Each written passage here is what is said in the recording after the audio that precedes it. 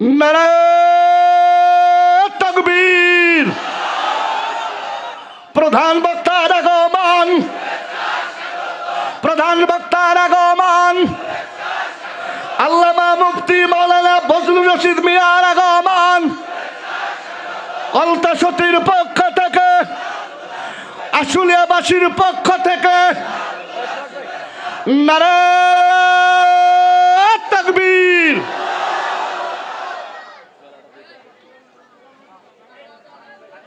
নারায়ে তাকবীর, লিল্লাহে তাকবীর। প্রধান বক্তার আগমন, প্রধান বক্তার আগমন, প্রধান বক্তার আগমন। ষড়যন্ত্র থেকে ফিরে আসো, নইলে তোমাদেরও পায়ের নিচ থেকে মাটি আল্লাহ সরায় নিতে বাধ্য হবে। চিল্লায় বলেন ঠিক না ঠিক? আসসালামু আলাইকুম ওয়া রাহমাতুল্লাহি ওয়া বারাকাতুহু।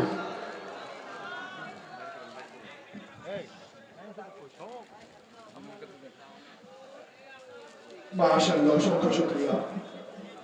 হযরত মুফতি আকিমুজ্জামান আজাদী অত্যন্ত গুরুত্বপূর্ণ আলোচনা করতেছিলেন। মুহতারাম হাজরিন, ইতিমধ্যে আমরা দেখতে পাচ্ছি আমাদের মাঝে এসে উপস্থিত হয়েছেন আমরা যার জন্য চাতক পাখি নয় তাকিয়ে আছি। আজকের এই মাহফিলের মধ্যমণি, আজকের তাফসীরুল কোরআন মাহফিলের সম্মানিত প্রধান আলোচক, সারা বাংলায় আলোড়ন সৃষ্টিকারী বক্তা আলহাজ মুফতি মাওলানা ফজলুর রশিদ মিয়া দামাত বারকাতুহুম ইতিমধ্যে উপস্থিত হয়েছেন। মুহতারাম হাজিরিন, আমাদের প্রধান আলোচকের সম্মানে হলেও অনেকবার বলা হয়েছে, আপনারা যারা দাঁড়িয়ে আছেন প্যান্ডেলে বসে যান। আমাদের প্যান্ডেলে যথেষ্ট পরিমাণ জায়গা ফাঁকা আছে। আপনারা যারা দাঁড়িয়ে আছেন, আজকের মাহফিলের সম্মানিত প্রধান আলোচক আলহাজ মুফতি মাওলানা ফজলুর রশিদ মিয়া এবং আজকের মাহফিলের বিশেষ আকর্ষণ অত্র অঞ্চলের পরিচিত মুখ আলহাজ মাওলানা কারি মাকসুদুর রহমান সরকার সহ আজকের মাহফিলের প্রধান অতিথি জনাব আলহাজ সোহাগ হোসেন, আজকের মাহফিলের সহ সভাপতি জনাব শামীম আহমদ খান এবং আজকের মাহফিলের সভাপতির দায়িত্বে যিনি আছেন হাজী আমজাদ হোসেন তুহিন সহ আরো অনেকে এই দস্তারে ফজিলত প্রদান করবেন। প্রথমেই দস্তারে ফজিলত গ্রহণ করবেন হাফেজ মোহাম্মদ সিয়াম আহমদ, পিতার নাম হাসান আলী, গ্রাম জামালপুর নতুনপাড়া, থানা এবং জেলা পাবনা।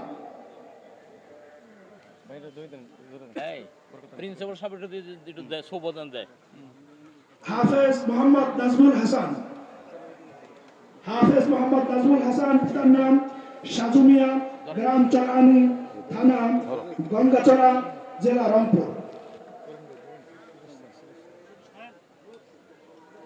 হাফেজ মোহাম্মদ নাহিদ হাসান, পিতা মোহাম্মদ দনু মিয়া, গ্রাম পলাশী, থানা কাকিনা, জেলা লালমনিরহাট। তিনজন ছাত্র আমাদের এবছর দস্তারে ফজিলত গ্রহণ করেছেন। মুহতারাম হাজিরিন, মাদ্রাসাতুত তাকওয়া দারুল উলুম কওমিয়া থেকে যারা আজকে এর সমাপ্ত করলো এবং যে প্রতিষ্ঠান আজকের এই তাফসীরুল কোরআন মাহফিল উপহার দিল, আমরা সকলে এই প্রতিষ্ঠানের জন্য দিল থেকে দোয়া করব ইনশাআল্লাহ। বিশেষ করে তিল তিল করে যিনি এই প্রতিষ্ঠান গড়ে তুলেছেন, অত্র অঞ্চলের মধ্যে একটা স্বনামধন্য শিক্ষা প্রতিষ্ঠান হিসেবে যে প্রতিষ্ঠান পরিচিতি লাভ করেছে, যার মেহনত অক্লান্ত শ্রম যিনি দিয়ে থাকেন, এই মাদ্রাসার প্রতিষ্ঠাতা প্রিন্সিপাল মুফতি মাহফুজুর রহমান সাহেবের জন্য দোয়া প্রার্থনা করছি। মুহতারাম হাজিরিন,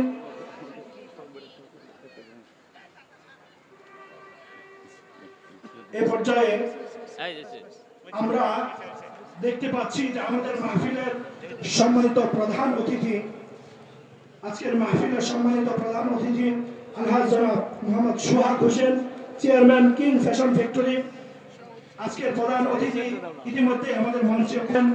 আজকের মাহফিলের প্রধান আলোচক, যার অপেক্ষায় আমরা অপেক্ষামান, চাতক পাখির নেই তাকিয়ে আছি, সারা বাংলায় আলোড়ন সৃষ্টিকারী বক্তা আলহাজ মুফতি মাওলানা ফজলুর রশিদ মিয়া। আলহাজ মুফতি মাওলানা ফজলুর রশিদ মিয়া MM triple title first class Kahalu Bogura. আমি হযরতকে তার বয়ান পেশ করার জন্য অনুরোধ করছি।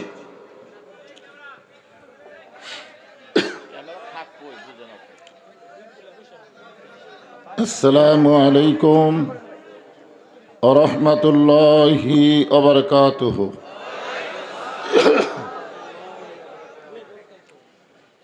আলোচনা শুরুর আগে যিনারা এই সাইডে দাঁড়িয়ে আছেন, আমি তাদেরকে অনুরোধ করব, এই সাইডে এখনো জায়গা আছে, আপনারা বসেন। দাঁড়ানো আর বসা এই দুইটার মধ্যে তফাৎ আছে না নাই? বসা হলো আদবি, দাঁড়ানো হলো বেয়াদবি। জায়গা থাকার পরে দাঁড়ানো হলো বেয়াদবি। জায়গা আছে তো।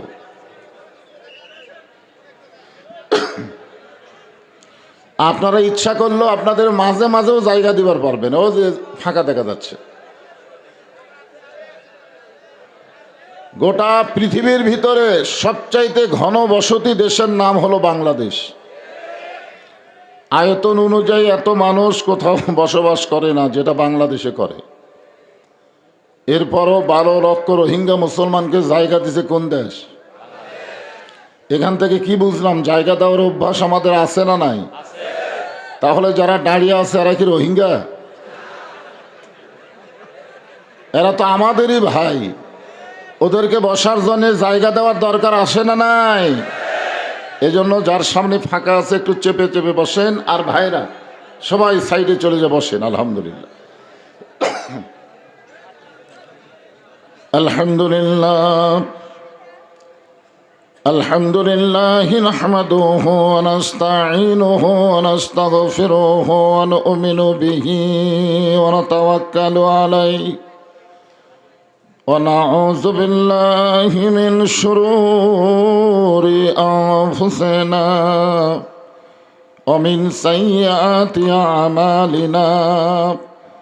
من يهدي الله فلا مضل له ومن يضلله فلا هادي له।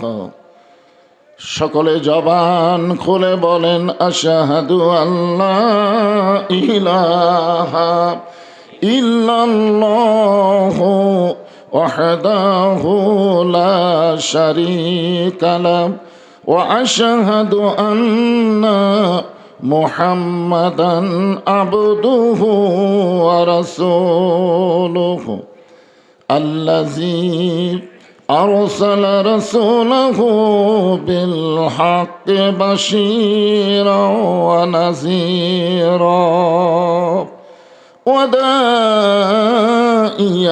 إلى الله بإذنه وسراجا منيرا. فقد قال الله تعالى في كلامه المجيد والفرقان الحميد। জবান খুলে সকলে পড়েন আউযু বিল্লাহি মিনাশ শাইতানির রাজিম। বিসমিল্লাহির রহমানির রহিম। তাবারাকাল্লাযী বিয়াদিহিল মুলক وهو على كل شيء قدير. الذي خلق الموت والحياة ليبلوكم أيكم أحسن عملا وهو العزيز الغفور. إن الله وملائكته يصلون على النبي يا أيها الذين آمنوا صلوا عليه وسلموا تسليما.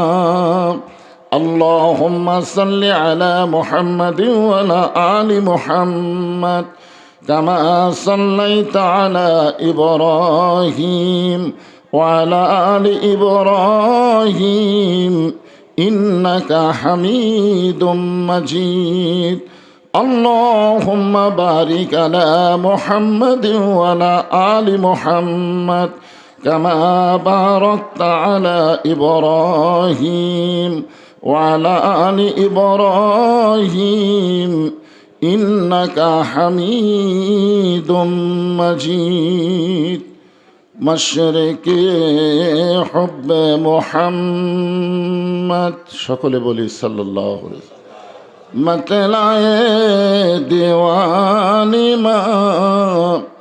मतलाए खुर्शीद इश्क़ास सीनाए सुजाने बलागल उलाहा बिकमालिही कशाफत दुजा बिजमालिही हसनत जमीओ खिसालिही सल्लो अलैहि व आलिहि अल्लाहुम्मा आमीन। জান্নাতের বাগান থেকে জান্নাতি মানুষদেরকে নিয়ে আমি গুনাহগার তোমার রহমতের দরজায় দুখানা হাত তুলেছি আল্লাহ। হাসরের ময়দানে জাব্বার কাহার নামে রূপ নিয়ে তুমি যখন বিচার শুরু করবে, তোমার সামনে দাঁড়ায়া সমস্ত নবীরা নাফসি নাফসি বলে কাঁদতে থাকবে। এমন কঠিন অবস্থা হাসরে হবে, সেদিন সমস্ত নবী তার উম্মতকে ভুলে যাবে, শুধু বলবে আল্লাহ আমার কি হবে, আমার কি হবে। একমাত্র দরদি নবী শাফাতের কান্ডারি ইয়া রব্বে হাবলি উম্মতি বলে সেজদায় পড়ে যাবে। সেই কঠিন মুসিবতের সময় আজকের এই মাহফিলকে ওসিলা করে আমাদের সবাইকে রাসূলের উম্মতের কাতারে আল্লাহ কবুল করে নিও। সুবহান রব্বিকা রব্বিল ইজ্জাতি আম্মা ইয়াসিফুন ওয়া সালামুন আলাল মুরসালিন আলহামদুলিল্লাহি রব্বিল আলামিন। লা ইলাহা ইল্লাল্লাহ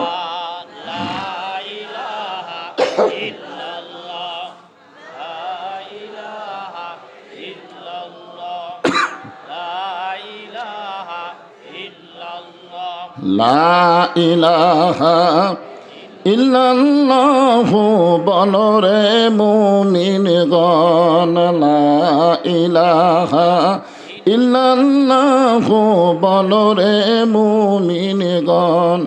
এই কলেমার জন্যে নবীজি, এই কলেমার জন্যে নবীজি সহিলেন কত জালাতন।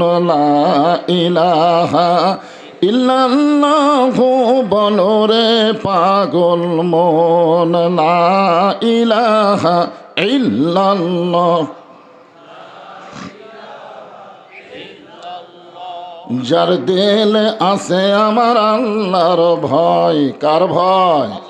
যার মনে আছে আল্লাহর ভয়, আল্লাহ আল্লাহ সব সময়।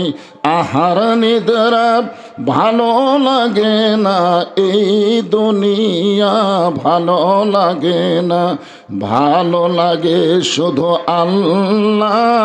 লা ইলাহা ইল্লাল্লাহ।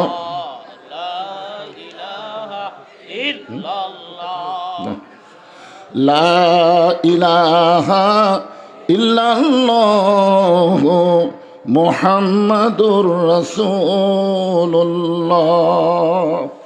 রাসূলের মহব্বতে জবান খুলে সকলে বলি সাল্লাল্লাহু আলাইহি ওয়াসাল্লাম।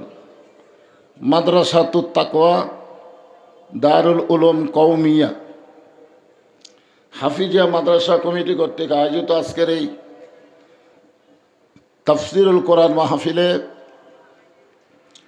আল্লাহ তাআলা যিনাকে সম্মানিত সভাপতির আসনে কবুল করেছেন,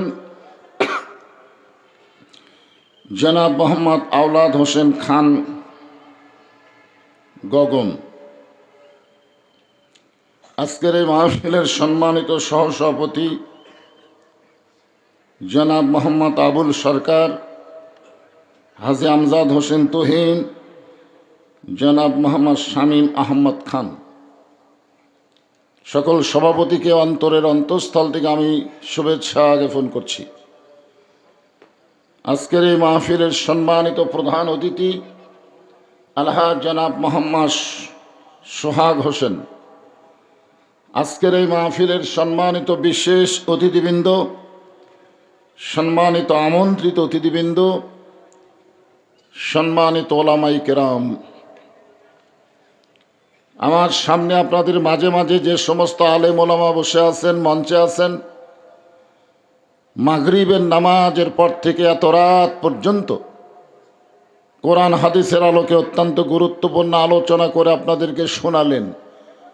আলেম ওলামা সহ আজকের মাহফিলের বক্তাগণকে অন্তরের অন্তঃস্থল থেকে আমি শুভেচ্ছা জ্ঞাপন করছি।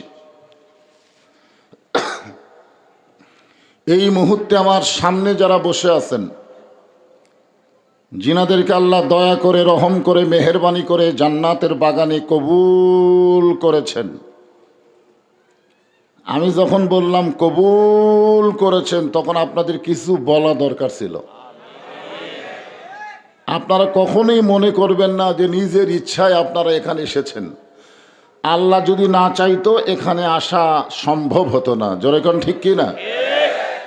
আল্লাহ কোরআন ইরশাদ করেন, মা সাবাকা মিন হাসানাতিন ফামিন আল্লাহ। বান্দা বান্দির দ্বারা যখন কোনো ভালো কাজ হয়, এ কাজ বান্দা বান্দি করে না, বরং আল্লাহ করায়।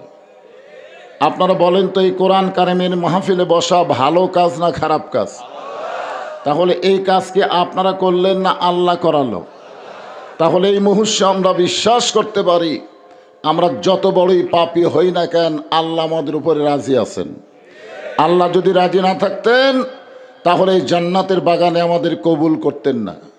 আমার সামনে যারা বসে আছেন, যিনারা দাঁড়িয়ে আছেন, সকলকেই অন্তরের অন্তঃস্থল থেকে আমি শুভেচ্ছা জ্ঞাপন করছি। আমার সম্মানিত মা বোনেরা, পর্দার অন্তরালে বসে বসে যারা আলোচনা শুনতেছেন, সম্মানিত মা বোনদের পক্ষ থেকে আমাকে একটা সিরকুট দেওয়া হয়েছে, একটা চিঠি দেওয়া হয়েছে। আমিও মন করছিলাম মা বোনদের হয়তো বসার ব্যবস্থা নেই, আছে তাই না? পর্দার অন্তরালে যারা বসে আছেন তাদেরকেও শ্রদ্ধা জ্ঞাপন করে এই মুহূর্তে জানতে চাচ্ছি, আপনারা সকলে কেমন আছেন? আলহামদুলিল্লাহ রাব্বিল আলামিন।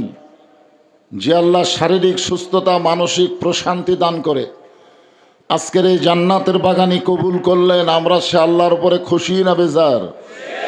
তাহলে জবান খুলে সমস্বরে সকলে বলবো, রব্বানা লাকাল হামদ হামদান কাসীরান তাইয়িবান মুবারাকান ফীহি। আমরা প্রশংসা করলাম কার? কেন করলাম? এমনি এমনি? এই কারণে আল্লাহর প্রশংসা আমরা বেশি বেশি করব। সর্বসাকুল্যে জগৎ হলো তিনটা, খুব মনোযোগ দিয়ে শোনা লাগবে। এক জগতে আমরা ছিলাম, এক জগতে আমরা আছি, আর এক জগতে আমরা যাচ্ছি, আর এক জগতে আমরা যাব না, যাচ্ছি। প্রতি ধাপে ধাপে, নিঃশ্বাসে প্রশ্বাসে আমাদের হায়াতকে অতিক্রম করে সেই জগতের দিকে আমরা রওনা দিয়েছি। জোরে কোন কথা ঠিক কিনা? হ্যাঁ। যেই জগতে আমরা ছিলাম সেই জগৎকে বলা হয় রুহের জগৎ।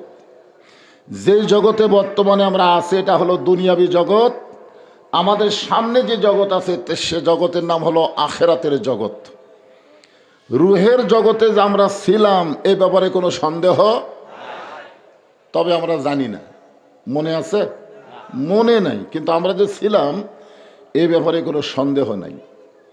তবে একটা কথা আমাদের মনে রাখতে হবে, রুহের জগতে আল্লাহ আমাদের পক্ষে ছিলেন। পক্ষে থাকার কারণ হলো দুনিয়ার জগতে আল্লাহ আমাদেরকে মুসলমানের ঘরে কবুল করেছেন। আমাদের আল্লাহ কিন্তু নিরপেক্ষ না। আমাদের বাংলাদেশে কিছু কিছু লোক বলে আমি নিরপেক্ষ। আসলে আল্লাহ কি নিরপেক্ষ? আল্লাহ যদি নিরপেক্ষ হতেন তাহলে কেন বললেন অমাইয়াবতাগি গায়রাল ইসলাম দীনান ফালাই ইউকবালা মিনহু। এই আয়াতের বাংলা অর্থ হলো ইসলাম ছাড়া অন্য কোনো জীবন ব্যবস্থা, অন্য কোনো ধর্ম কেউ যদি গ্রহণ করে আল্লাহ বলেছেন কখনোই কবুল করা হবে না। আল্লাহর কাছে একমাত্র কবুল যোগ্য জীবন ব্যবস্থার নাম কি? আরো জোরে বলেন, ইন্না দীনা ইনদাল্লাহিল ইসলাম। ভাগ্য করে আমরা সেই মুসলমানের ঘরে আল্লাহ কবুল করেছেন।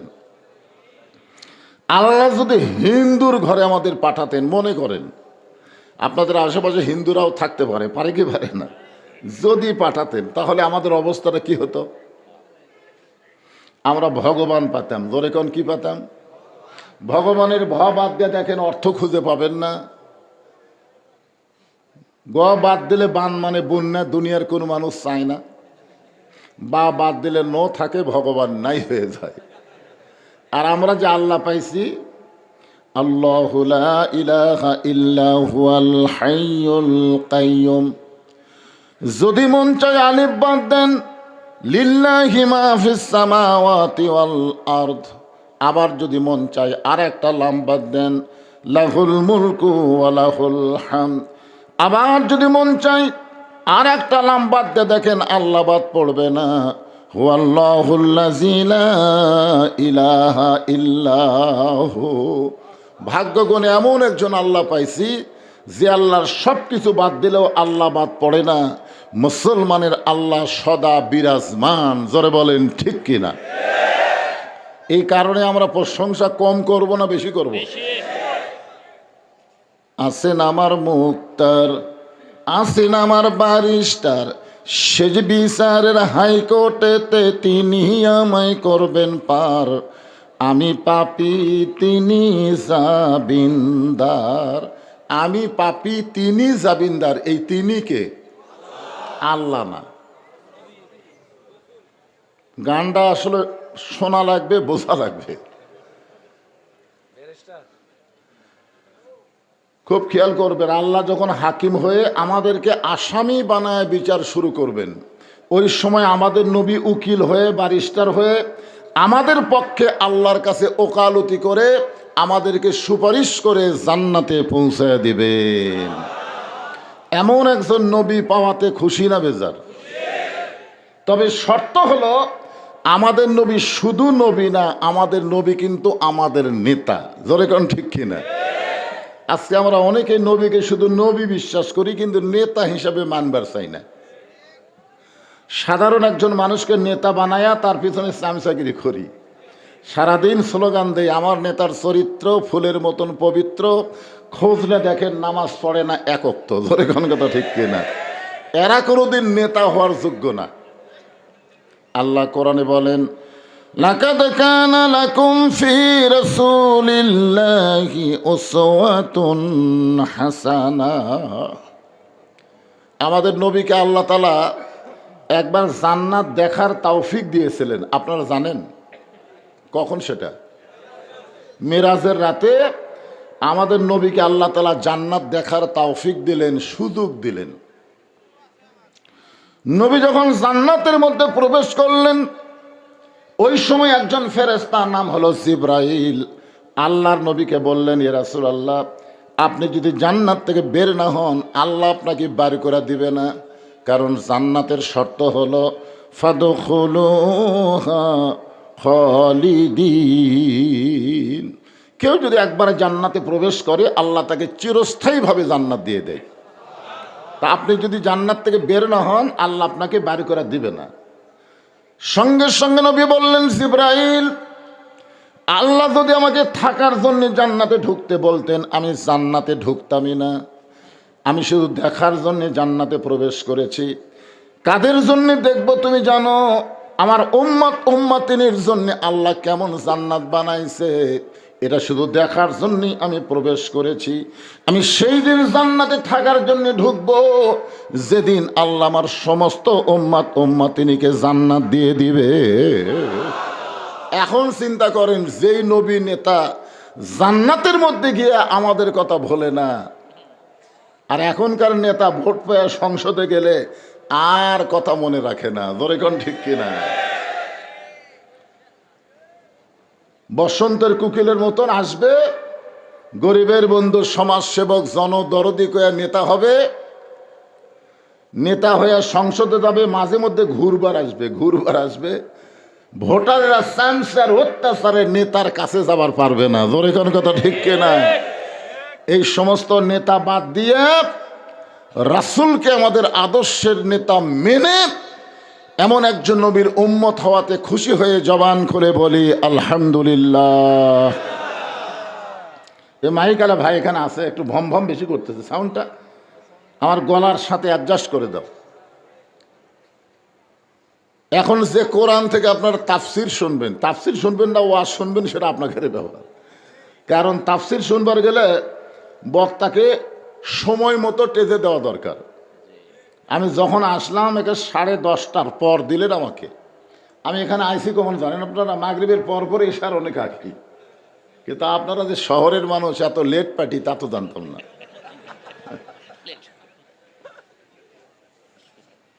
যে কোরআন থেকে আপনারা তাফসির শুনবেন, আগে এই কোরআন সম্পর্কে একটা আইডিয়া নেন। এই কোরআনের মধ্যে কোনো সন্দেহ কে বলেছেন?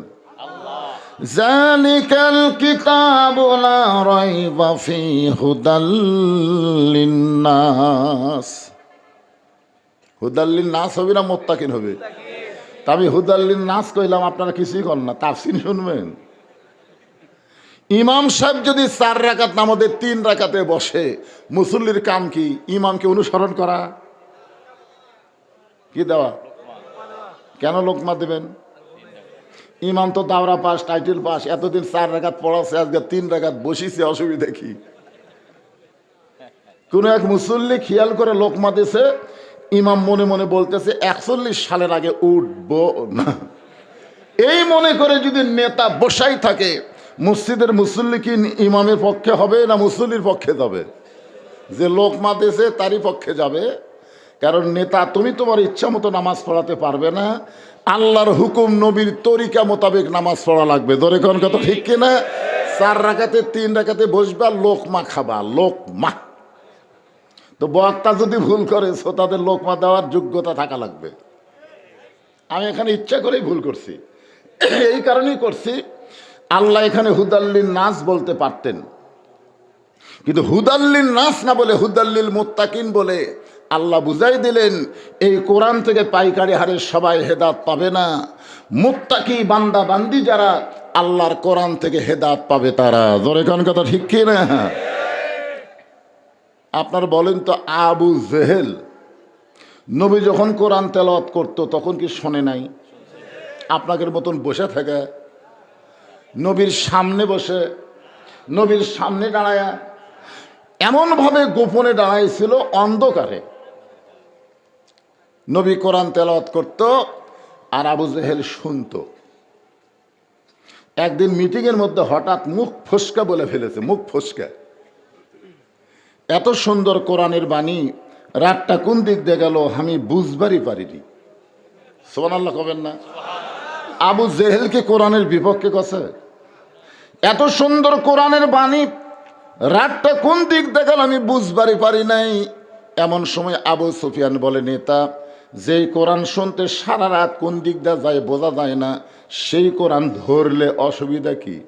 শুনলেই যদি এত মজা হয়, তাহলে এটা ধরার দরকার আছে না নাই? আপনারা বলেন তো, বাংলাদেশের সব মুসলমান কোরআন ধরবার পারবে? কেন পারবে না? ওরে বাবা, একজন বলছে শরীর পাক লাগবো, লায়ামুসসুহু ইল্লাল মুতাহহারুন। কথা ঠিকই কইছে। ততক্ষণ পর্যন্ত ধরা তো দূরের কথা, এটা স্পর্শই করতে পারবা না যতক্ষণ পর্যন্ত পবিত্র না হবা, যেই কিতাব ধরবার গেলে পবিত্র হওয়া লাগে, সেই কিতাব যদি মানুষ গ্রহণ করে এই বাংলাদেশ কেমন হবে এইটা বাংলার মুসলমানের দেখা দরকার আছে না নাই?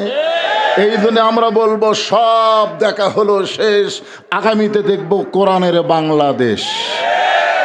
কারা কারা দেখতে চান আল্লাহকে একটু হাত দেখান তো দেখি। লিল্লাহে তাকবীর, হাত নামান। আজকে আপনাদের মাহফিলের সভাপতির যে গরম বক্তব্য ভাই, ঠিক আছে মাশাআল্লাহ। কোরআন দেখবেন কেমনে?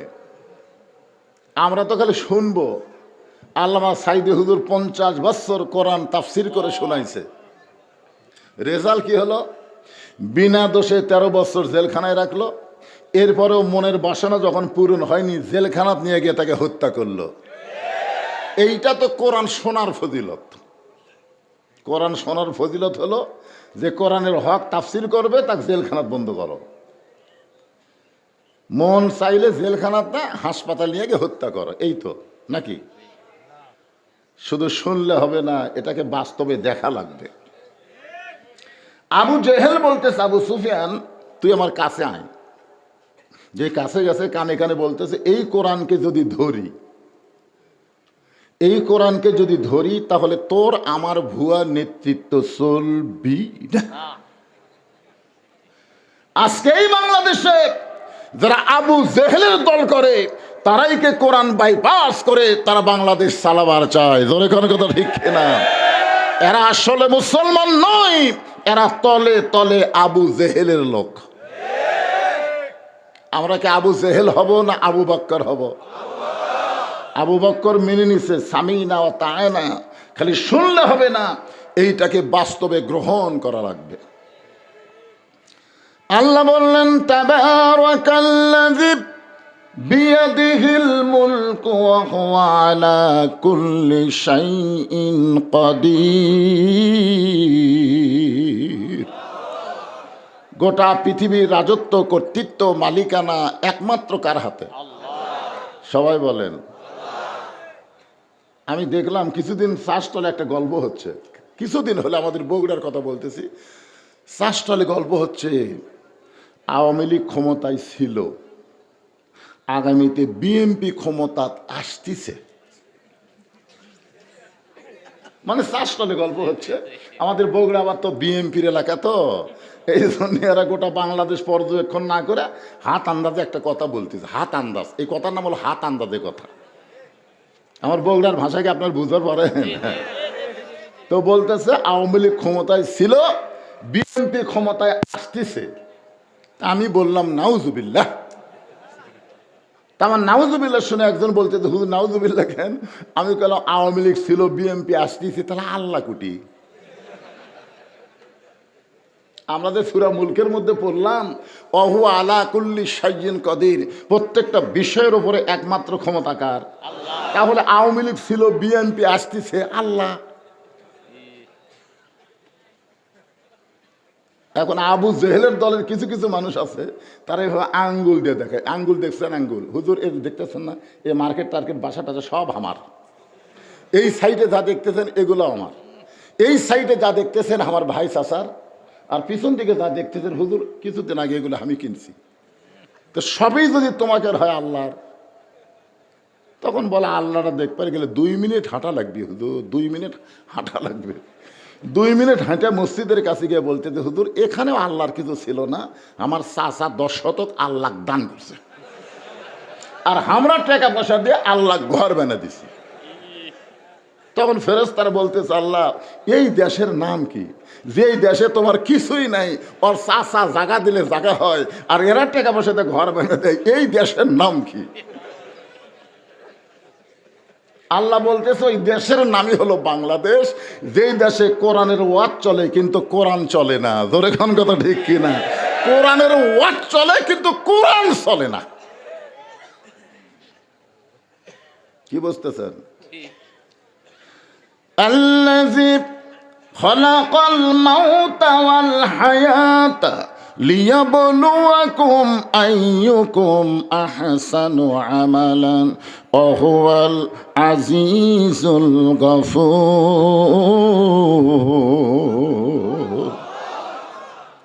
মৃত্যু এবং হায়াতের স্রষ্টাকে। আমি কি আমার কথা বলতেছি না কোরআনের কথা? খলাকাল মাউতা ওয়াল হায়াতা। আপনার বলেন তো, আল্লাহ যদি এখানে বলতো খলাকাল হায়াতা ওয়াল মাউতা, এ কথা আল্লাহ বলতে পারতেন। আমাকে ধারণা হলো আগে জীবন তারপরে মরণ, ঠিক না বলেন? কিন্তু আল্লাহকে মরার কথা বলে তারপরে জীবনের কথা বললেন। আল্লাহকে ভুল বোঝেন? বারবার খালি দেখাচ্ছে। কি দেখাচ্ছেন? ওই যে দেখেন হুজুর, কি দেখতেছেন?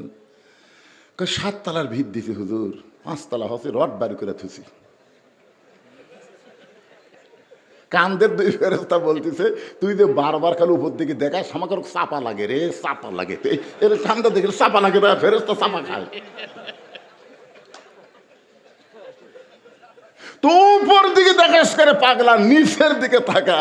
তোর জন্য 5 তলা 7 তলা না, তোর জন্য হলো নিচতলা। ধরে কোন তলা? খুব খেয়াল করেন, নিচতলার কথা খেয়াল করছেন? 1 তলা না, 1 তলা না, নিচতলা। মিশে মায়াই বন্দি থাইকা করলাম কত খেলা, পশ্চিমে তাকায়া দেখো তোমার ডুইবা গেছে বেলা। এক পলকের নাই ভরসা, মিশে সকল আশা, কখন বুঝি দারুণ ঝড়ে ভাঙবে তোমার বাসা। খলাকাল মাউতা ওয়াল হায়াতা, মৃত্যু এবং হায়াতের স্রষ্টাকে। লিয়াবলুয়াকুম, তোমাদেরকে পরীক্ষা করা হবে। কিসের পরীক্ষা? ভাবতেছেন দুনিয়াতে আইছি, দুনিয়াটা মস্ত বড়, খাওয়া দাওয়ার ফুর্তি মারো নাকি? এই জন্যই দুনিয়াতে আইছেন? পরীক্ষা হবে। পরীক্ষার সাবজেক্টটা হলো আইয়ুকুম আহসানু আমালাহ, সুন্দর আমলের পরীক্ষা। আপনারা বলেন তো, বর্তমান যে পরিবেশ আমাদের বাংলাদেশে চলতেছে, এই পরিবেশে সুন্দর আমল করা যাবে? তাহলে পরিবেশ পাল্টাতে হবে। পরিবেশ যদি পাল্টাবার চান, তাহলে সমাজ পাল্টাতে হবে। আমি এটা ধারাপাতির মতন বলতেছি, একটা সুন্দর পরিবেশ যদি আমরা চাই, সুন্দর একটা সমাজ লাগবে, ঠিক না বলেন? সুন্দর একটা সমাজ যদি তৈরি করতে চাই, সুন্দর একটা রাষ্ট্র লাগবে। সুন্দর একটা রাষ্ট্র গঠন করতে যদি চাই, সুন্দর একটা সংবিধান লাগবে। মানুষের তৈরি সংবিধান দিয়ে সুন্দর বাংলাদেশ হবে না, আল্লাহর কোরআনের সংবিধান লাগবে। ধরে কোন কথা ঠিক? এই আল্লাহর কোরআনের সংবিধান আমাদের বাংলাদেশে যখন চালু হবে, তখন আমাদের অবস্থাটা কেমন হবে এটা তো দেখেন নাই, তবে দেখা যাবে। কি মনে হচ্ছে? আগের দিন বাগে খাসে, আগের দিন বাগে খাসে। অনেকে ধান্দাত আছে, ওই আগের ধান্দা বাদ দাও। মানুষ এখন সজাগ হয়ে গেছে। জোরে কোন কথা ঠিক কিনা? অনেক নেতা, বড় নেতা বললে বাংলাদেশ কম্পন হয় না, অথচ উসমান হাদির মতন একটা যুবক মরার সঙ্গে সঙ্গে গোটা বাংলাদেশ কাঁপতেছে। ধরে কোন কথা ঠিক না? আগের দিন বাগে খাসে, আগের দিন বাদ দাও, নতুন জেনারেশনের দিকে আসো। আর কি মারতিস? তেল তেলা মুগত নাই দাড়ি, আর এক তেল তালাক পাশে জাতীয় ইমাম। আর কি মারা? আমার কাছে ফটো আছে যে হুজুর, ইমামের দাড়ি যদি 1 মুষ্টির নিচে হয়, তার পাশে নামাজ হবে? আমি কইলাম এই ফতুয়া সালাউদ্দিনের কাছে যা। সালাউদ্দিন, জোরে খান নাম কি? সালাউদ্দিন, ওর কাছে যা। মাথার টুপি, তেল তালা দাড়ি, উই আবার বলেছে জাতীয় ইমাম। জাতীয় নেতা কা পাগলা, জাতীয় ইমাম ধারে ধারে বলা যাবে না। ইমাম হবার গেলে তার একটা বাহ্যিক সাইজ লাগবে। জোরে কোন কথা ঠিক না? এই জন্য বলতেছি আগের দিন আর নাই। চিন্তা ভাবনা করে কথা বলবো, মনোযোগ দিয়ে শুনবেন। রাজি আছেন সবাই? হ্যাঁ। অর্ধ পৃথিবীর খলিফা হজরত ওমর আমার মায়ের একটা স্লিপ দিছে, এই স্লিপটাকে সামনে নিয়ে আমার ওয়াজ করা লাগবে, কারণ একটা মা ভালো তো একটা সন্তান ভালো। এখনকার মায়েরা খারাপ হওয়ার কারণে বাচ্চা কাচ্চা দোয়া দরুদ দিয়ে কান্না থামতেছে না। আমাকে হুজুর খালি কান্দে, আমি সূরা ফাতিহা আয়াতুল কুরসি পড়ে ফু দিলাম, ওই আরো জোরে কান্দে। তো যাই হোক, নিয়ে চলে গেছে। কয়েকদিন পরে এসে বলতে, হুজুর কান্না তো থামলো না, তাহলে পানি পড়া দেন। কোরআন শরীফের যেগুলো আয়াত পড়লে, বিশেষ করে অনুনাজ্জিলু মিনাল কোরআনি মা হুয়া শিফাউ ওয়া রাহমাতুল লিল মুমিনিন, ফুফা দিয়া দিলাম। পানি খাওয়ার কয়েকদিন পরে এসে বলতেছে, দোয়া দরুদের কোনো দাম নাই হুজুর, দোয়া দরুদ আর চলবি না। আমি কইলাম, কে রে, দোয়া দরুদ চলবি না, তাহলে কি চলবি? মনটা খুবই খারাপ হলো। কয়েকদিন পরে ওই মেয়ের সাথে আমার দেখা হয়ে বললাম, মা তোমার বাচ্চা কি কান্দে? কয় না, কান্দে না। তো কোন দোয়ায় ভালো হচ্ছে? বলে হুজুর ওই যখনই কান্দে মোবাইল চালু করে দিই, কান্না বন্ধ হয়ে যায়। যখন ভাত খাবার চাই না হুজুর, আমার বাবুর সামনে মোবাইল চালু করলেই ভাত খায়। আমি তখন বললাম, মা সত্যি করে বলো তো, তোমার এই সন্তান কি নর্মালে হচ্ছে না সিজার করা? তখন কয়, হুজুর এটা কেন শুনবেন? বলে সত্যি করে বলো তো। না হুজুর, বর্তমান সমাজে কি আর নর্মাল চলে? যে সমস্ত মায়ের অধৈর্য, যাদের সন্তান সিজার করে হয়, এই সন্তান ভালো হওয়া বড় কষ্ট, দোয়া দরুদে হবে না, মোবাইল দিয়ে তাদের কান্না থামান লাগবে। জোরে কোন কথা ঠিক কিনা কথা বলে? সেই মায়ে করুক সামনে নিয়ে আজকে আমার ওয়াজ করা লাগবে। এখানে স্লিপ দিছে, কে দে খপ করে সে দিলাম, পড়াই তো আমার পর কিয়া সম্পর্কে। পর কি আপনাকে এলাকার কি গার্মেন্টস আছে? গার্মেন্টস আছে?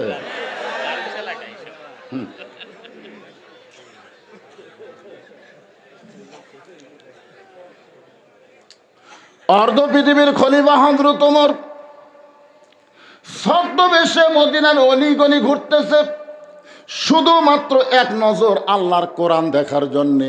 এই কোরআনটা দেখতে কেমন, যেই কোরআনের কারণে ওমরকে আল্লাহ অর্ধ জাহানের খলিফা বানায় দিছে। আপনার বলেন তো, এই কোরআনের পাওয়ার আছে না নাই?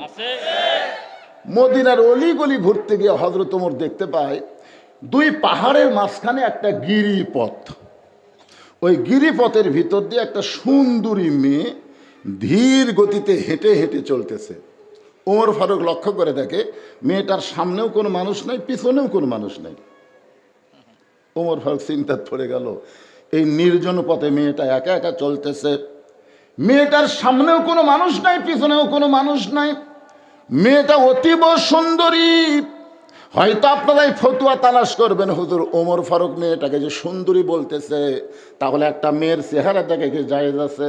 আল্লাহর কোরআন দিয়ে যখন রাষ্ট্র চলবে, মেয়েটা যদি কালো হয়, খাটো হয়, যদি আল্লাহর আইন পর্দা মেনে চলে, ওই মেয়েটাই তখন সবচাইতে সুন্দরী হবে। পর্দানিশী নারী যারা, বিশ্ব সুন্দরী তারা। পর্দানিশী নারী যারা, কন্যা কেন? আমি যেই বলবো পর্দানিশী নারী যারা, আপনারা বলবেন বিশ্ব সুন্দরী তারা। পর্দানিশী নারী যারা, আর যেই বলবো বেপর্দা নারী যারা, আপনারা বলবেন শিলা কলা তারা। বেপর্দা নারী যারা, একই গাছের কলা, এক গামলায় চোষাওয়ালা, এক গামলায় শিলা। আপনি খরিদ্দার হিসাবে কোন কলা কিনবেন? কে আপনি কি কলা শিলা খান না? তো শিলাই যদি খান, আগে থেকেই শিলা আছে, খালি লিবেন আর খাবেন। কারণ আপনি জানেন শিলা কলা খাওয়ার মতো নয়। এই কলার উপরে ধুলা বালি মশা মাছি পড়েছে, আর আপনি খাবার মতো পাচ্ছেন না। তাহলে বেপর্দা নারী এরা শিলা কলার মতো। আজকে সমস্ত যুবকেরা যদি তওবা করে, বিবাহ যদি করতে হয়, পর্দানিশী নারীকে করব, বেপর্দা নারী নয়। এই একটা সিদ্ধান্তই গোটা বাংলাদেশের মেয়েরা পর্দানিশী হয়ে যাবে। জোরে গান কথা ঠিক। ইউনূস সরকার, ইন্টারিম সরকার ক্ষমতা আসার পরে চলচ্চিত্রের নায়িকারা কি বলতেছে? ফেসবুক দেখছেন? এক নায়িকা একেবারে বোরকা পরে কান দিচ্ছে, সাংবাদিক বলে কান্দেন কে? কই ইসলামী দল যদি ক্ষমতাতে আসে, ইসলামী দল যদি ক্ষমতাতে আসে তাহলে আমরা বোরকা পরেই ছবি করবো। এখনো ক্ষমতাতে আসেনি, আসার আগেই এরা বোরকা ধরছে, আসার আগেই। কি বুঝতেছেন যুবকেরা? এখন যারা বিয়ে করো নাই তওবা করো, কোন শিলা কলা আমরা খাবো না, ফুসাওয়ালা কলা বাড়িতে না শিলা খামো। তোরে কথা কন না কেন?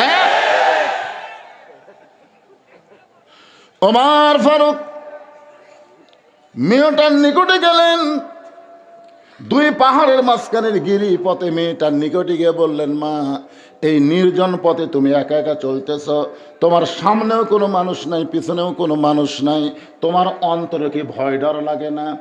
মেয়েটা বলে, পথিক তুমি কি হযরত ওমরকে চেনো? খেয়াল করেননি কি বললাম? ওমর ফারুক বলতেছে, মা তুমি যে নির্জন পথে একা একা চলতেছ, তোমার অন্তরে কি কোনো ভয় ডর লাগে না? মেয়েটা বলতেছে, পথিক তুমি কি হযরত ওমর চেনো? ওমর যেদিন থেকে আল্লাহর কোরআন দিয়ে রাষ্ট্র চালায়, সেদিন থেকে পৃথিবীর এক প্রান্ত থেকে আর এক প্রান্তে একটা মহিলা যাবে, ওই মহিলার কলিজায় আল্লাহ ছাড়া অন্য কারো ভয় থাকবে না। আজকে আপনাদের এলাকার সবচাইতে বড় মসজিদ কোন? সে মসজিদের নাম কি? কি বাড়ি? গোহেল বাড়ি। সেই বড় মসজিদে আপনি জোহরের নামাজ সামনে কাতারে আদায় করবেন। আপনার নিয়ত ভালো না খারাপ? আল্লাহ বলতেছেন, লিয়াবলুয়াকুম আইয়ুকুম আহসানু আমালা। তো সামনে কাতার আপনি জোহরের নামাজ আদায় করবেন, কিন্তু মসজিদের দরজা যাওয়ার পরে খেয়াল করে দেখলেন আপনার পাওয়াত আছে 2000 টাকার জুতা। এখন আপনার বলেন তো, আপনি কি জুতা দরজা থুয়া সামনে কাতারে যাবেন? কি করবেন? জুতা হাতত নেবেন না? জুতা হাতত নেবেন না? জুতা যেই মাত্র হাতত নিয়ে আপনি দোয়া পড়তেছেন, আল্লাহুম্মা ফতাহলি আবওয়াবা রহমাতিক, এই দোয়া পড়ে যখন ডান পা মসজিদের মধ্যে ঢুকেছেন, তখন কান্দের ফেরেশতারা বলতেছে, আল্লাহ আমরা কি করব? আমরা কি লিখবো? আল্লাহ বলতেছে, লিখিস না, কারণ চোরের ভয় আল্লাহর ভয় একই কলিজার মধ্যে যদি রয়, তার কোনোদিন নামাজই হয় না। কারণ আগে কি আল্লাহর ভয়ে জুতা হাতত দিছে না চোরের ভয়ে? তো চোরের ভয়ে জুতা হাতত নিয়ে আল্লাহুম্মা ফতাহলি আবওয়াবা রহমাতিক দোয়া পড়ে মসজিদের সামনে কাতারে যাবে, আর নামাজ কবুল হবে না। চোরের ভয় কলিজায় রাখা যাবে না। বাংলাদেশ থেকে চোর মুক্ত করতে গেলে বর্তমান সংবিধান দেওয়া হবে না, আল্লাহর কোরআনের সংবিধান লাগবে। জোরে কোন কথা ঠিক? মেয়েটা বলে, পথিক হযরত ওমর যেদিন থেকে আল্লাহর কোরআন দিয়ে রাষ্ট্র চালায়, সেদিন থেকে পৃথিবীর এক প্রান্ত থেকে আর এক প্রান্তে একটা মহিলা যাবে, ওই মহিলার কলিজায় আল্লাহ ছাড়া অন্য কারো ভয় থাকবে না। যুবকেরা সবাই আমার সঙ্গে গুনগুন করে বলো, সেদিন ষোড়শী নির্জন পথে যাবে, কোনো জন কটু কথা কবে না, পথে আর প্রান্তরে সম্পদের মোহে পড়ে খুন আর রাহাজানি হবে না। সবাই বলেন, যদি মেনে চলি কোরআন, বলেন যদি মেনে চলি কোরআন আর রাসূলের বিধান, সকলেই শান্তিতে থাকবে, বাংলার আকাশে কলেমার পতাকা সেদিন দুলবে।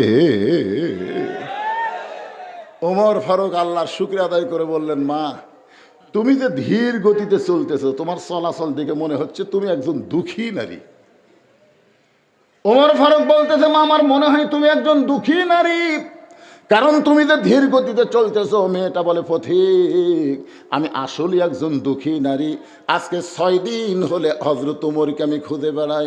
ধরে বলেন কয় দিন? যদি হযরত ওমরকে আমি খুঁজে পাই, তাহলে আমার দুঃখের কথা একটু বলবার চাই। উমর ফারুক বললেন, মা তুমি কি পাগলি নাকি? উমর হলো অর্ধজাহানের খলিফা, সেই উমরকে তুমি দুই পাহাড়ের মাঝখানে খুঁজতেছো। উমরকে যদি পাওয়ার চাও তাহলে বঙ্গভবনে যাও, গণভবনে যাও, রাষ্ট্রভবনে যাও, এই দুই পাহাড়ের মাঝখানে উমরকে তো খুঁজলে পাবা না। মেয়েটা বলে, পথিক রে তুমি জানো না আল্লাহর কোরআনতে যখন রাষ্ট্র চলবে তখন নেতা খোঁজা লাগবে না, বরং নেতারাই দুঃখী মানুষকে খুঁজে বেড়াবে।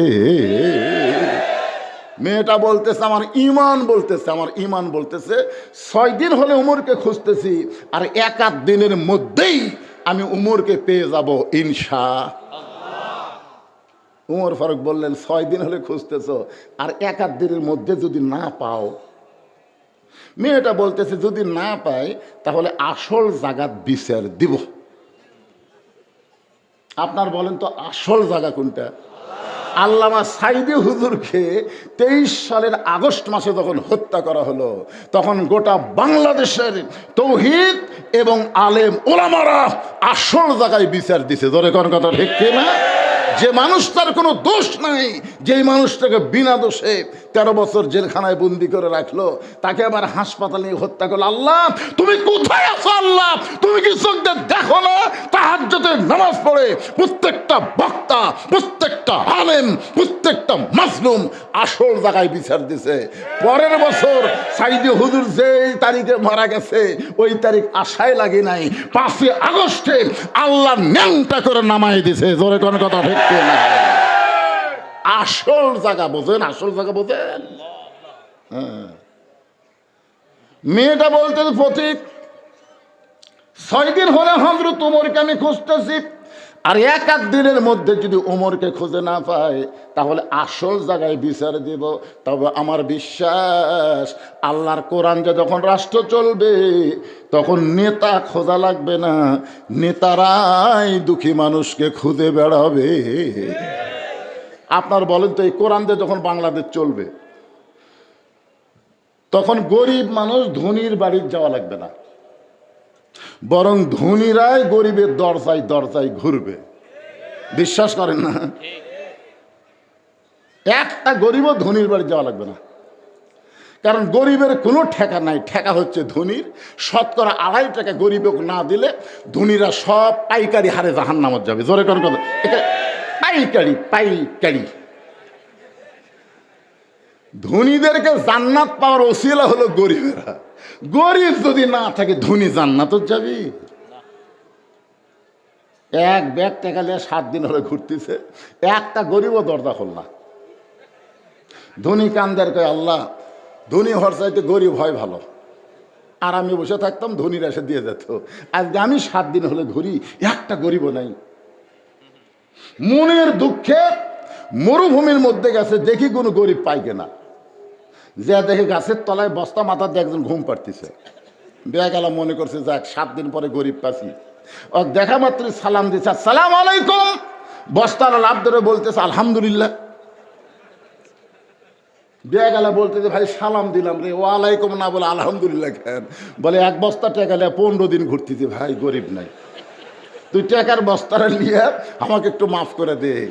বেয়া গেল কয়, আমি ঘুরি 7 দিন, তুই ঘুরি 15 দিন, তাহলে গরিব গেল কোন জায়গায়?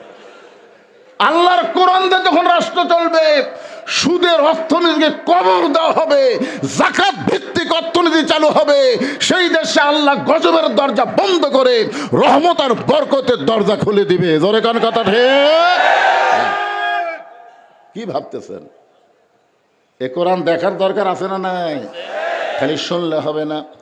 ওমর ফারুক আল্লাহর কোরআনকে দেখার জন্য মেয়েটার সামনে হাঁটু গেড়ে বসে বলতেছে, মা তুমি যেই উমরকে 6 দিন হলে খুঁজতেছ, আমি হইলাম সেই উমর। কারণ আসল জায়গার বিচার দেওয়ার আগেই কি সারেন্ডার করার দরকার আছে না নাই? ওমর ফারুক মেয়েটার সামনে হাঁটু গেড়ে বসে বললেন, মা তুমি 6 দিন হলে যেই উমরকে খুঁজতেছ, আমি হইলাম সেই উমর। ওমর ফারুক বলে, আমির আল মুমিনিন, তাহলে চোরের মতন একা একা কেন ঘুরতেছেন? আপনার কি কোনো চামচা নেই? আমাদের একটা এমপি ঘরে কত চামচা লিয়া, মন্ত্রী ঘরে পুলিশ পর্যন্ত মন্ত্রী এমপির চামচা হয়ে যায়। কথা কন না কেন ভাইজান? আপনারা বলেন তো, পুলিশ কি জনগণের না নেতার? এখনকার নেতারা যে চোর ডাকাত আছে বুঝলেন, ওরকে পড়া দেওয়ার জন্যই পুলিশ। একজন নেতা লন্ডন থেকে বাংলাদেশ আসতেছে, এখন এদিকে আর্মি পুলিশরা চিন্তা করতেছে নেতা কিভাবে গার্ড দেওয়া যায়। আপনার বলেন তো, কোরআন দিয়ে যখন বাংলাদেশ চলবে, নেতা করো গার্ড দেওয়া লাগবে? বাংলাদেশের মতন ৯৬ দেশের খলিফা হযরত ওমর হাঁটু গেড়ে মেয়েটার সামনে বসে বলতেছে, মা তুমি যে উমরকে খুঁজতেছ আমি হইলাম সেই ওমর। মেয়েটা বলতেছে, আমির আল মুমিনিন, তাহলে আপনি চোরের মতন একা একা কেন ঘুরতেছেন? আপনার কি কোনো স্যামসা নাই? ওমর ফারুক বললেন, মা স্যামসা পালার টাকা আমি পাবো কোথায়? স্যামসা পালবার গেলে যে টাকা লাগবে, সেই টাকা হযরত ওমরের আছে? কথা কয় না, আছে? জুমার দিনে দেখেন, অর্ধপৃথিবীর খলিফা জুমার দিনে মসজিদের মেম্বরে দাঁড়ায় খুতবা দিচ্ছেন। এমন সময় মাঝখান থেকে একজন সাহাবী দাঁড়িয়ে বলতেছে, আমির আল মুমিনিন, আপনার খুতবা শুনবো না। ওমর ফারুক বললেন, আমার খুতবা শুনবা না? আমার দোষ কি?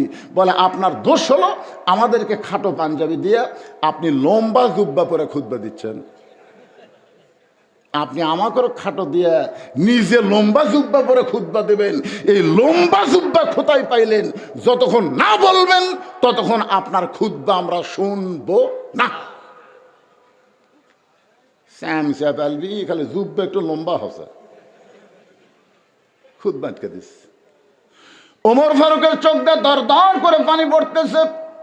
এমন সময় আব্দুল্লাহ ইবনে ওমর ৩০ পারা কোরআনের হাফেজ, ৬ লক্ষ হাদিসের হাফেজ, অর্ধ জাহানের খলিফা, তারই নেতার শিক্ষাগত যোগ্যতা কি? কথা কয় না। হযরত ওমর যখন মদিনার খলিফা ছিলেন, ওই সময় শিক্ষামন্ত্রী কে ছিল আপনারা জানেন? জানেন না? ইসলাম ইতিহাস তো পড়বেন না। ওই সময় শিক্ষামন্ত্রী ছিলেন হযরত আলী। ধরে কর সুবহানাল্লাহ। হযরত আলীর মতন শিক্ষামন্ত্রী যখন মুসলমানের দেশে থাকবে, একদম বাগদম ঘোড়ারম সাজা, ঢাক ঢোলক ঝাঞ্ঝর বাজা, এই শিক্ষাকে কবর দিয়া জালিকাল কিতাবুল লা রাইবা ফিহি হুদাল লিল মুত্তাকিন, শিক্ষাকে ফরজ করে দেওয়া হবে। ধরে কর কথা ঠিক না? খায়রুকুম মান তাআল্লামাল কুরআনা ওয়া আল্লামা। ওই ব্যক্তির চাইতে সম্মানী জ্ঞানী ব্যক্তি কে আছে যে কোরআন শিখেছে এবং অপরকে কোরআনে শিক্ষা দেয়? আজকে আমাদের বাংলাদেশে যারা কোরআন শিক্ষা দিচ্ছে তাদের খবর কি? একদম বাগডম গলা ছাত্র। ওই প্রাইমারির একটা ছাত্রকে আমি দেখলাম, ক্লাস 2-এ পড়ে, ওই খাড়া হয়ে পেশাব করতেছে, দাঁড়ায় পেশাব করতেছে। আমি বললাম, কে রে বাজান, এই কোন ক্লাসে পরিষ্কার? 2-এ পড়িস? চাচা, তো বসা করবি, পেশাব করবি, বসা করবি, তোর স্যার তোকে শিখায়নি? ও তখন মুচকে মুচকে হাসার গে, চাচা যে কি কন, প্রাইমারি পেশাবখানা যার দিকে আমার স্যারই খাড়া হয় পেশাব কর, আর স্যারই খাড়া হয় আমারে, তাহলে বসবি? এই কুত্তার জাতেরা দাঁড়ায় পেশাব করে, তারা মাস গেলে 50,000 টাকা বেতন পায়। ধরে কথা কন না কেন ভাই? আরে এই মাদ্রাসায় আল্লাহর কোরআন যারা শিক্ষা দেয়, সায়া চিন্তা তাদের কষ্ট করে চালান লাগে। হযরত আলী শিক্ষামন্ত্রী ছিলেন। উমর ফারুকের বেটা মাস্তানি করবি, আগে 30 পারা কোরআন হেফজ কর। 30 পারা কোরআন মুখস্থ করেছে, শুধু 30 পারা কোরআন না, 6 লক্ষ হাদিসের হাফেজ। জোরে কর সুবহানাল্লাহ। আজকের নেতাকের বেটা কি পাস? যেটা পলে গেছে ওর বেটা হলো 1,500, 1,500 কর পারে না, 1,500।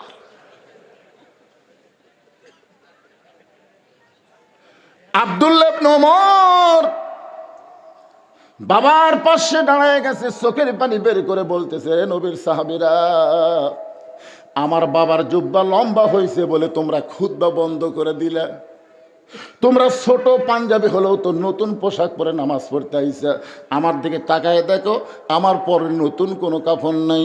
ওসমান গনি বলতেছে, আব্দুল্লাহ, ওসমান গনি, ধরে কন কি? উমর ফারুক যখন মদিনার খলিফা ছিল, ওই সময় ওসমান গনি হলো অর্থমন্ত্রী। ধরে কন সুবহানাল্লাহ। শিক্ষামন্ত্রীর নাম কি? আর এগুলা মনে রাখবেন রে ভাই। এখন আমাদের দেশের স্বরাষ্ট্র উপদেষ্টা, তারপরে আর একটা নির্বাচন কমিশনার, হাদি বলে কোনো ফ্যাক্টরি না, এগুলো বিচ্ছিন্ন ঘটনা। চাপাত খালি জুতে মারা দরকার, জোরে কথা। স্বরাষ্ট্র উপদেষ্টাকে জিজ্ঞাসা করে যে হাদি যেদিন গুলিবিদ্ধ হলো ওই আলু আর পটলের দাম, আলুর দাম এই, পটলের দাম, পেঁয়াজের দাম। প্রশ্ন করে কি, শালা উত্তর দেয় কি পারে? কিসের বসে চিন্তা করতে দেখা হবে। ওমর ফারুক মদিনার খলিফা, শিক্ষামন্ত্রী হলেন হযরত আলী, অর্থমন্ত্রী ওসমান গনি। জোরে করেন সুবহানাল্লাহ। কেমন অর্থমন্ত্রী জানেন আপনারা? আল্লাহ নবী একদিন ওসমানকে ডাক দেন, ওসমান, আল্লাহ তোমাকে কত সম্পদ দিছে, তুমি তার হিসাব জানো? ওসমান গনি বলতেছে, ইয়া রাসূলুল্লাহ, যেদিন থেকে সামর্থ্যবানের উপর জাকাত ফরজ হয়ে গেছে, শতকরা 2.5 টাকা জাকাত দেওয়া লাগবে, সেদিন থেকে সম্পদের হিসাব রাখা লাগবেই। এখন এক করছে সালমানি প্রমাণের কত টাকা আছে লিজি জানে না, তো লিজে জানে না জাকাত কিভাবে দেয়? জাকাত যদি না দেয় তার এক ওয়াক্ত নামাজ কবুল হবে না। যেখানে নামাজ সেখানে জাকাত। জোরে কথা কর না কেন, কথা কর না কেন? তো এখন ওসমান গনি বলতেছে, রাসূল আল্লাহ, আল্লাহ আমাকে যত সম্পদ দিছে সেই সম্পদের একটা হিসাব হলো। রাসূল বলে, কি হিসাব? বলে, সম্পদ রাখার জন্য যে গুদাম করা হয়েছে, এই গুদামে তালা দিয়ে ওই তালার চাবি টানতে একটা উট হিমশিম খায়। সুবহানাল্লাহ বলেন না? মানে আল্লাহ আমাকে যত সম্পদ দিছে এই সম্পদ গুদামের মধ্যে রেখে ওই গুদামও তালা দিয়ে ওই তালার চাবি টানতে একটা উট হিমশিম খায়। আল্লাহ রাসূল বলে, ওসমান, আল্লাহ যদি এই সম্পদ ফেরত চায়, মানে আল্লাহ দেওয়া সম্পদ যদি আল্লাহ ফেরত চায়, তুমি কি ফেরত দিবা? ওসমান গনি মারছে দৌড়, যে দৌড় মারছে, ওমর ফারুক বলতেছে, ইয়া রাসূলুল্লাহ, দেখেন আপনি যেই ফেরত দেওয়ার কথা বলছেন কি হারে দৌড় দিল। রাসূল বলে, ওমর, আজগুবি কোনো কথা বলো না, তদন্ত করে কথা বলা লাগবে, একটু ধৈর্য ধরো। কিছুক্ষণ পরে সবাই দেখতে পায় যে উটটা চাবি বহন করে ওই উটটার দড়ি ধরে ধরে নবীর কাছে নিয়ে এসে বলতেছি, ইয়া রাসূলুল্লাহ, শুধু আমার সম্পদ না, সম্পদ রাখার গুদাম, গুদামও তালা, সেই তালা চাবি দেওয়া উট বহনকারী উটটাও আমি আল্লাহ দিয়ে দিলাম। তো আল্লাহ রাসূল বলে, ওসমান, সবই যদি আল্লাহ দিলে তোমার জন্য কি রাখলে? ওসমান গনি বলতেছে, একজন ইমানদারের জন্য আল্লাহ রাসূল ছাড়া আর কিছু দরকার নেই। কি আজকে আমার চিন্তা করতে হচ্ছে, কারণ এখানে সেই সন্ধ্যা থেকে ওয়াজ শুরু হয়েছে। এই মাদ্রাসার জন্য একটা টাকা কোনো বক্তা আপনাদের কাছ থেকে চাইনি। ওসমান গনির মতন আল্লাহ দেওয়ার সম্পদ আল্লাহকে ফেরত দেওয়ার জন্য আমি আপনাদেরকে সমস্ত সম্পদ চাচ্ছি না। এই নবীর এতিম মাদ্রাসায় একটা কোরআন শরীফ দান করা লাগবে। একটা কোরআন মাত্র 500 টাকা। আপনি 500 টাকা দেবেন, একটা কোরআন দানের সওয়াব আল্লাহ আপনার আমল নামায় দিয়ে দেবে। বাপ মা যদি কবরে যায়, বাপ মার কবরকে আল্লাহ জান্নাত বানায় দিবে। এখানে এমনও বান্দা আছে 100টা কোরআন একলাই দিবার পারে। 100 কোরআন মানে 50,000 টাকা, 20টা কোরআন 10,000, 5টা কোরআন 5,000। কোন আল্লাহর বান্দা কোরআন শরীফ বাবদ 500 করে টাকা দান করবেন, 5 মিনিট আদায় করে আমি আবার এক টানা ওয়াজ করব। আমার মা বন্ধুর জন্য ওয়াজ করা লাগবে। এখানে স্লিপ দিছে 5-10 মিনিট, কারণ আগেকার বক্তারা কিছুই করেনি। এই জায়গার মধ্যে আপনাদের মধ্যে 10টা কোরআন শরীফ দেওয়ার কোনো মানুষ নাই। 10 কোরআন মানে 5,000 টাকা। না পারলে একটা কোরআন শরীফ বাবদ 500 টাকা দেবেন। পৃথিবীর সর্বশ্রেষ্ঠ দান নবীর মাদ্রাসায় একটা কোরআন। একটা কোরআন দান করার মতন ইমান আপনাকে নাই ভাইজান। একটা কোরআন শরীফ দিবেন, একজনও উঠবেন না, দান করবেন না, বসে থাকবেন, বসে থাকবেন। আপনাদের কাছে রুমাল যাবে, চাদর যাবে, 10, 20, 50, 100 টাকা দিবেন। আগে কোরআন শরীফ বাবদ টাকা আদায় হচ্ছে, একটু আল্লাহর রাস্তে বলেন। 100টা কোরআন শরীফ কেউ যদি দেন 50,000 টাকা, 50,000 টাকা দিলেই 100টা কোরআন দান করা সব আল্লাহ তার আমল নামায় দিয়ে দিবে। আমার মাহফিলের সভাপতি সাহেব বলতেছি, দেন 100টা কোরআন শরীফ। তো প্রধান অতিথি দিচ্ছেন না, দিবেন? কোরআন শরীফ তো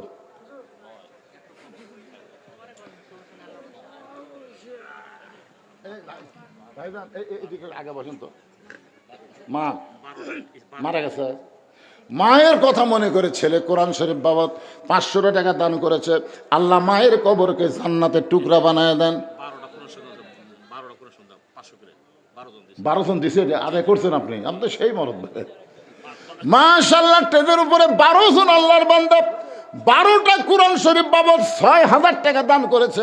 আল্লাহ দানকে কবুল করেন, আল্লাহ নেক নিয়ত নেকাজপরা করেন। কে দিল 6টা? এখান থেকে 6টা কোরআন শরীফ বাবদ 3000 টাকা দান করেছে। একটা কোরআন মাত্র 500 টাকা। ভাই দান, আপনাদের 500 টাকা নাই? কেরে ঢাকার লোক, আমাকে গ্রামত যে আদায় করি, সমস্ত লোক কোরআন দেওয়ার জন্য পাগল হয়ে যায়। এরা কি হয়ে গেল রে? পৃথিবীর শ্রেষ্ঠ দান একটা কোরআন, বোঝেন না ভাই? আম্মা অসুস্থ, আম্মার সুস্থতার জন্য কোরআন শরীফ বাবদ ছেলে 500 টাকা দান করেছে। আমি দোয়া করে দিলাম, আল্লাহ মাকে পুরোপুরি সুস্থ দান করেন, আল্লাহুম্মা আমিন। আচ্ছা, সাহস কি? দান করার ব্যাপারে শরম করলে হবে তাই? এই মাদ্রাসার তালবে ইলম নাই, মাদ্রাসার তালবে ইলম কোথায়? এই মাদ্রাসার ছাত্ররা কে? মাদ্রাসার হিতাকাঙ্ক্ষী কারা? ভিতরে নামেন তো, ভিতরে নামেন। অনেকে কোরআন শরীফ দিবার চাই, টেস্ট করছেন উৎসা, আমার হাতে তো নাগাল পাবে না রে ভাই।